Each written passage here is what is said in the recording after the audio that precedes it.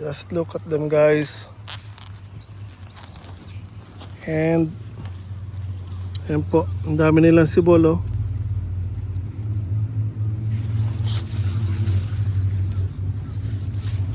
Ayan guys, ang kapal nila, oh. So may nagsasabi sa akin na kailangan ko silang itrim. Hindi ko lang alam kung okay lang yon, pero marami ako nakikita na nagtitrim. Binabawasan nila para mag-concentrate daw sa paglalaman yung patatas instead na maglabas ng mga ganito. So hindi ko sure kung gagawin ko, pero if ever na itry ko siya, siguro one bed lang itatry ko. Pero hindi ko gagawin sa lahat dahil ever since na nagtanim ako ng patatas, as is ko lang sila ginagawa. Wala akong ginagawang trimming or what. Before lang, nagtutubig lang ako first month, then second month hanggang ma-harvest ko sila, hindi na po ako nagtutubig. So ito first time ko na totally no watering, sowed the seeds, then just left them. So okay naman po dahil big help yung plastic mulch, kaya hindi ko na sila kailangang tubigan. And nung pagkakatanim ko sa kanila, malamig pa po dito, pero pinanatili silang mainit sa loob.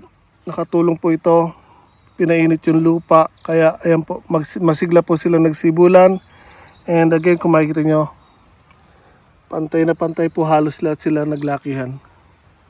Gaganda na po ng mga patatas natin, guys. So 2 months more at pwede na po natin silang i-harvest. Ayan, again Dansha ko. Tapos meron ako ditong Red Moon, siguro from there hanggang dito, or Dansha ko lahat yun. Ito siguro ang Red Moon, di ko na matandaan kung alin.